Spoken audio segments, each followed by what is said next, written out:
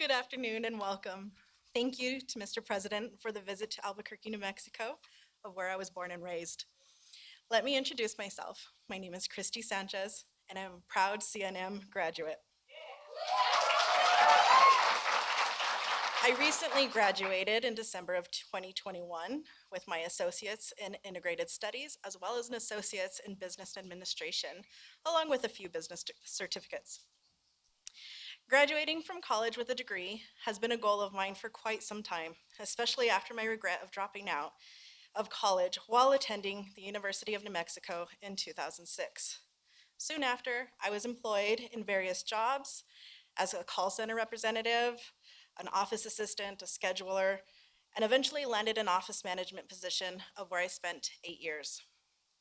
After leaving this position, looking for a change, I quickly realized I was competing in a job market with individuals who not only had administrative experience, but also had the education and degree to accompany it.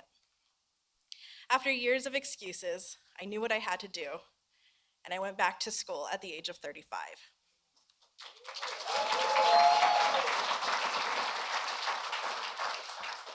With the help of state and local scholarships, federal Pell Grants, and student loans, I am now a college graduate.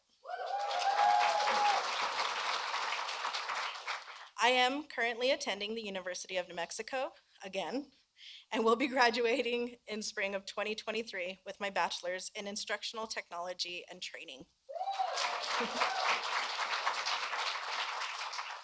With the federal student loan debt relief, I will be able to continue my education for my master's in computer information systems and business analytics. This is something I never imagined would be financially possible for me. Now I can continue my educational journey and continue to show my children that the possibilities and opportunities are endless when you have a little extra help. I appreciate the visit from President Biden. I also appreciate the support and assistance that you and your administration have worked so hard to make possible. I, along with thousands of other New Mexicans, are entirely grateful. It fills me with great honor to be able to introduce President Biden today.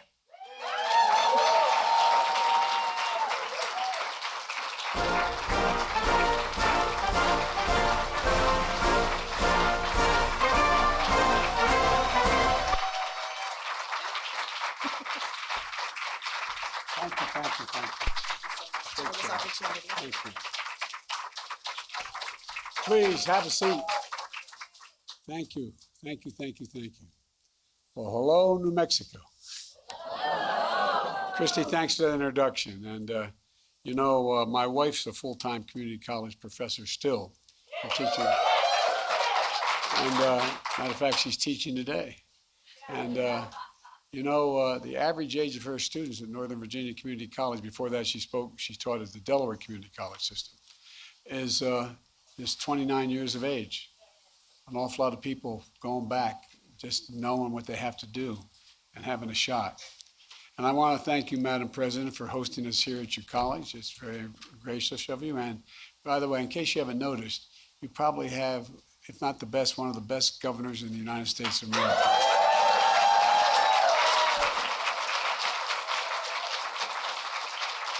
We've worked, as they say, hand in glove, because we agree on so much. And Senator Ben Ray Lujan, so much of the progress we've made has been because of you, man. You're a great champion of the people of this state. And I want to say, Teresa, you're good. I tell you what, man, I could listen to you all day. Seriously, you're really, really, really good. And we're in your district, right? Or are we just? Okay, well, okay. Well, well, I want to tell you, the district we're in is pretty good too. I can tell you lack enthusiasm, Congresswoman, and it's really it's contagious. New Mexico's lucky to have you, for real. And the thing I really, well, I shouldn't go on. There's enthusiasm. It's one thing to be for something, another thing to be a champion of it. And, Melanie, you're filling big shoes taking over for Secretary Holland, who rode down from Washington with me. She never lets me come to New Mexico unless she can oversee it.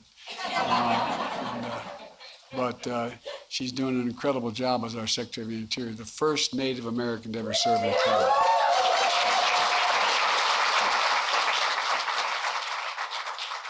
And Mayor Keller, thanks for the passport into town. Appreciate it very, very much. Look, folks, here in New Mexico, I want to thank the governor for making it possible for students across the state to go to college for free. And it's been, as I said, working hand in glove. I mean, there's a lot of ways that the federal government can be helpful. A lot of ways it can be a pain in the neck. And I try to get the pain in the neck out of the process. But, we've lowered costs for families. It's no surprise New Mexico has seen one of the fastest, I think either one or two fastest growing increase in college enrollment in the state, in their state, and anywhere in the country. And the other one is New Hampshire. And so I want to understand why this is important. It's important because her leadership is an example for states all across the country. A lot of governors look and say, how'd you do that? There's a lot of ways to do it. And we talked about them, and you did it. We're here today to talk about a key part of what we're doing nationwide. Student debt relief for millions of working and middle-class Americans who are still recovering from the economic crisis caused by the pandemic. When I announced I was going to run for the presidency this time, I made it clear that I had three goals. The first and most important goal was to give middle-class families and working-class families a fighting chance. They've been on the short end of the stick for a long time, across the board. And that's why I said, whether it's a tax policy or whether it's education policy, whatever it is, when the middle class we're going to build this economy from the middle out and the bottom up. That way the folks who are in the bottom part of the scale have a shot, the middle class gets to grow, and the wealthy still do very well. There's never been a time in the middle class, working class are doing well, the wealthy haven't done very well. And the way I think about it is the way my dad talked about it, and the way so many of you at home talk about it around the kitchen table. How much are the monthly bills? At the end of the month, do you have enough to pay for those bills? And what's left over, if anything? Is there enough for just a little bit of breathing room, as my dad used to say? Just a little bit of breathing room. Folks in urban and suburban, rural and tribal communities across the country, our student loan program is designed to give just a little more breathing room. My administration is working to provide up to $10,000 in student debt relief and up to $20,000 if the person seeking the relief received a Pell Grant. Because to receive a Pell Grant, your family income had to be very low. And so you have to make under $125,000 now to get that relief. And for borrowers out of school, nearly 90% of that relief is going to go to people who have incomes under $75,000. And it's a plan for people who took out federal loans before July of this year. And a few weeks ago, we launched a simple online application where you can apply for this debt relief. Folks, just go to studentaid.gov. Fill out your name, your social security number, your date of birth, and contact information. No forms to upload, no special login to remember. It's available in English and Spanish. It's on desktop and mobile. It takes less than 5 minutes to do it. And if you need additional information, we'll follow up with you. This is a game changer for so many people. We're hearing from people all over the country about how easy it is to apply. Close to 26 million Americans have already applied, already given us the information that they consider life-changing for their families and for them. My commitment when I ran for president was, as I said, the government work to deliver for ordinary people. Simple application process keeps that commitment that way, just as I'm keeping my commitment to relieve student debt. And I want to state again who will benefit most: working people and middle-class folks. If you earn under $125,000 a year, you'll get up to $10,000 knocked off your student debt. If you earn under $125,000, you'll receive a Pell Grant, you received a Pell Grant, you get another $10,000. That's $20,000 in relief. Over 200,000 people in New Mexico have student loans, and the average borrower in New Mexico owes just over $34,000. And my plan is going to make a real difference in lowering the monthly cost for families as well. Folks, in total, more than 40 million Americans stand to benefit from this relief.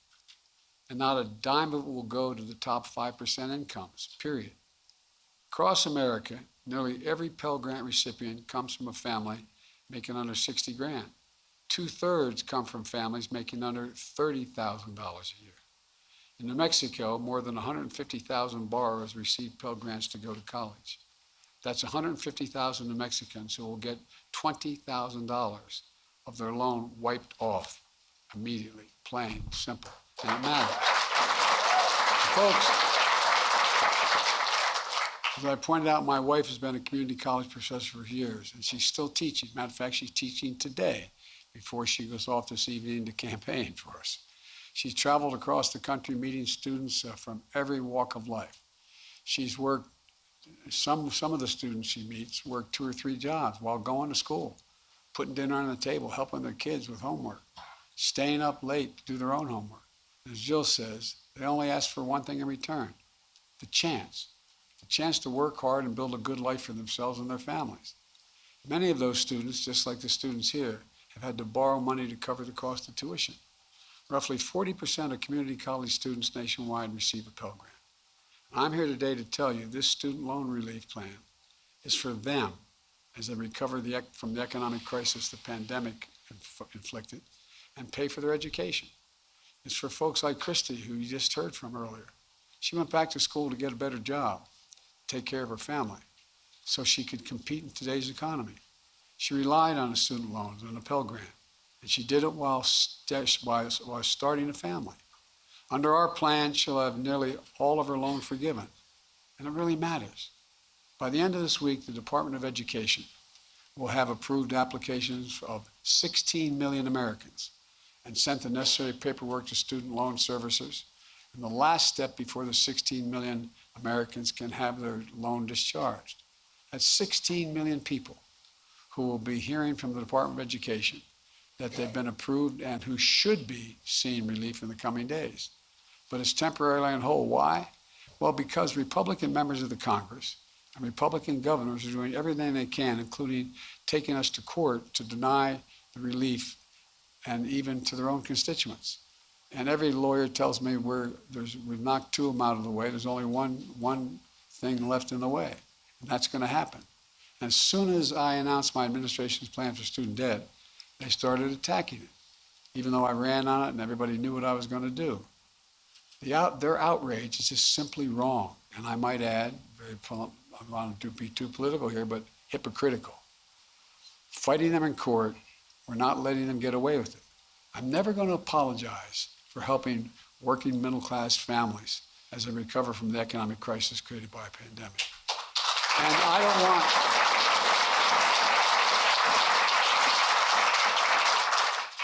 There's an awful lot of mainstream Republicans who they didn't vote for, but who I know support it, but they're a little apprehensive about their situation in their party. I don't want to hear it from the MAGA Republican officials who sit in Congress and who had hundreds of thousands of dollars, in one case, over $1 million in pandemic relief loans forgiven. You know, all those folks who had businesses hurt by the pandemic? Well, we stepped in and we helped.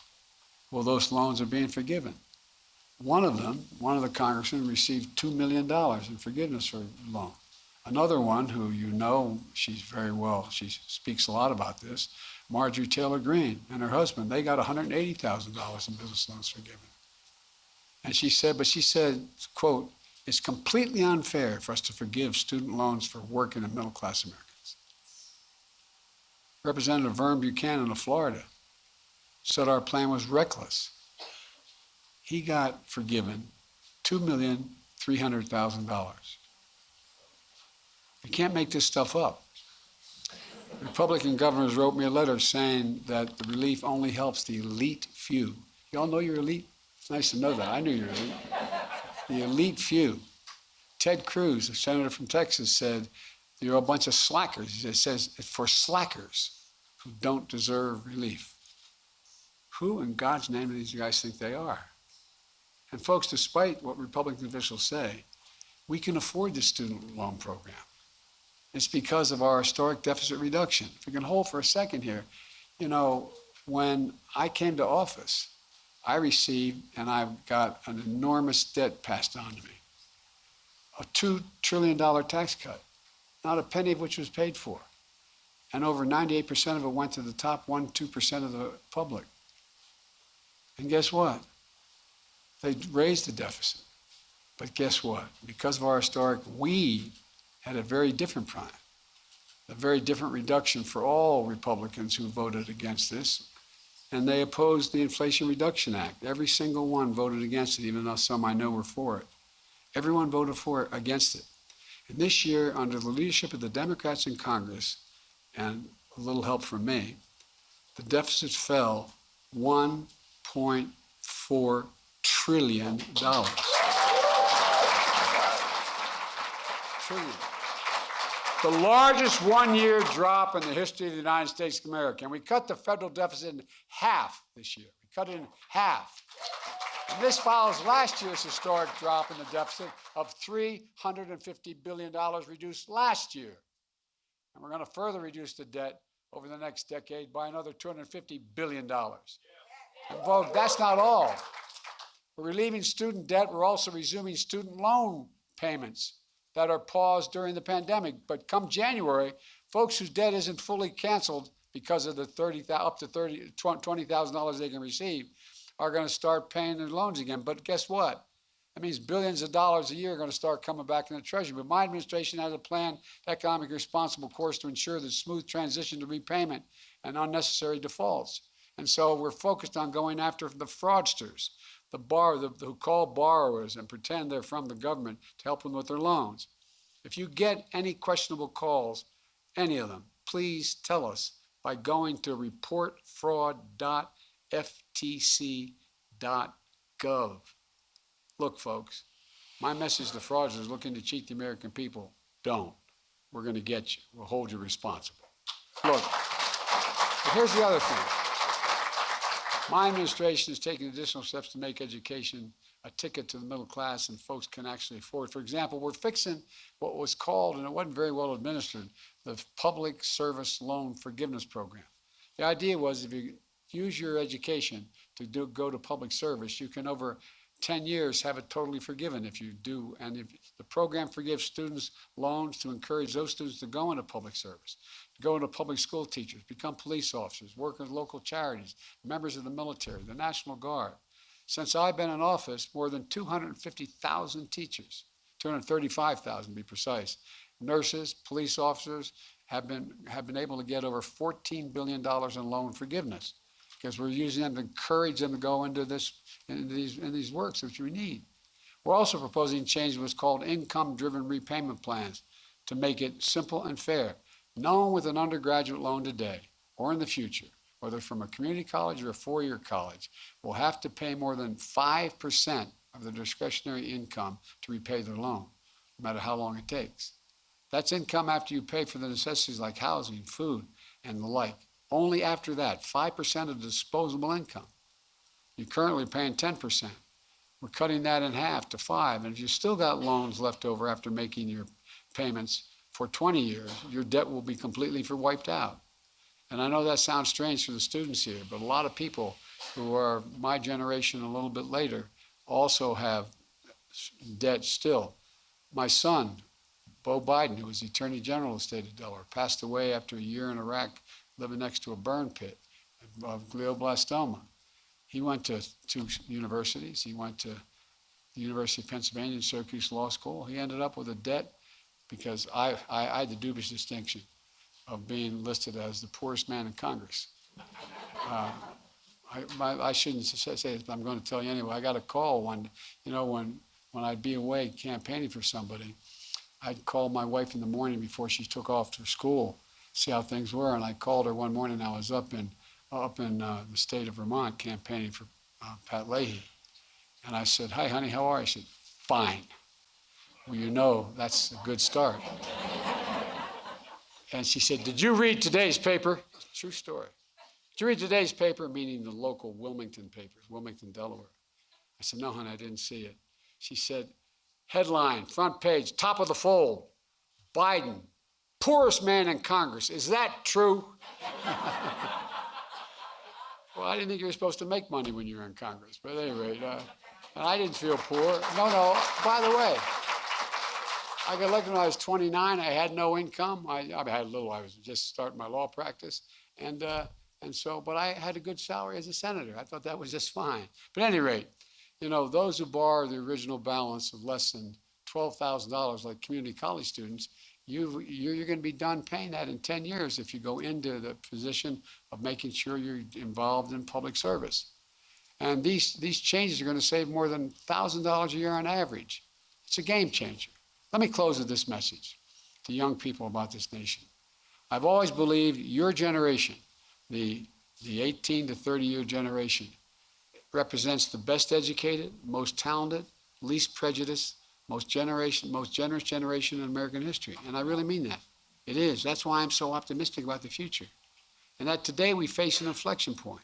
One of those moments that only come around every few generations, where there's so much change happening technologically, politically, environmentally, that the decades and the decisions we make now are going to affect the future for a decade or more to come. It's going to set the course. I know your generation may feel like it's an added burden on top of what you've already been through. I'm not saying you have to shoulder the burden alone. The task at hand, though, and the task ahead is the work for all of us. What I am saying is you represent the best of us, the very best of us. Your generation is not going to be ignored. You will not be shunned. You will not be silenced. Just look at what happens when you speak out. 2 years ago, perhaps many of you voted for your first election or volunteered in your first election. You understood the choice and the stakes. Because you expressed your right to vote and elected me president and Kamala vice president, the highest ranking woman ever to be elected in history. Since then, with your help and the help of the Democratic members of Congress here in New Mexico, we've delivered enormous progress for the nation.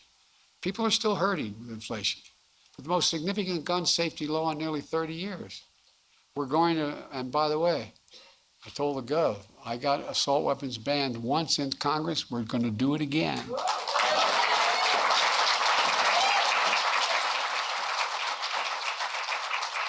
We passed the most significant infrastructure law in 70 years. The only thing bigger was Eisenhower's Highway Trust Program. The first black woman on the Supreme Court of the United States has been appointed, I promise. I've appointed more appellate federal judges who are women and African American than every other president in history combined. And the most significant commitment to climate change we've ever engaged in. And if anybody ever doubted climate change, come to New Mexico the last 2 years. You see what's happening. So I'm keeping my promise that no one should be in jail merely for possessing marijuana, by the way, just for possession. Nobody should be in jail. Those records should be expunged. And let me close with this. I know it's been a rough few years for hardworking Americans. A lot of families, things are still really tough. But they're bright spots where America is reasserting itself. I look around at all of you, and I've never been, as I said, more optimistic. We've created 700,000 manufacturing jobs in America since we came to office. 700,000. We have invested in new technologies. We invented the computer chip.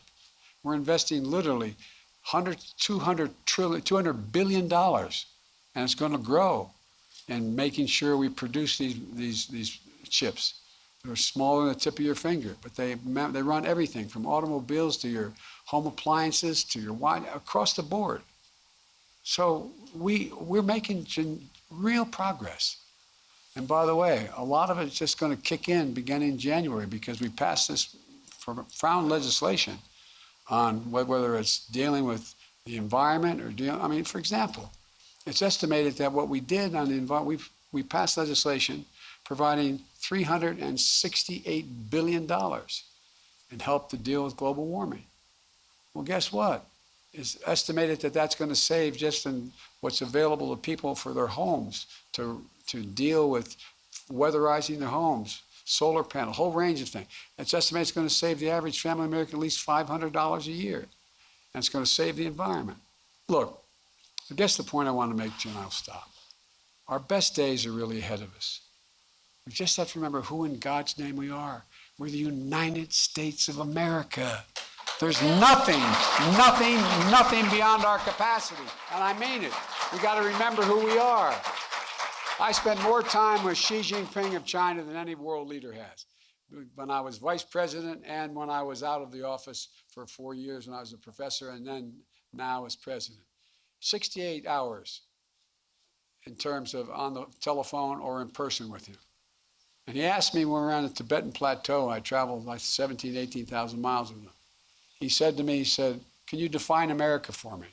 I said, yes, in one word. Please always remember, one word, possibilities. We're the only nation in the world believes anything is possible, and it is. So God bless you all, and may God protect our troops. Thank you, thank you, thank you.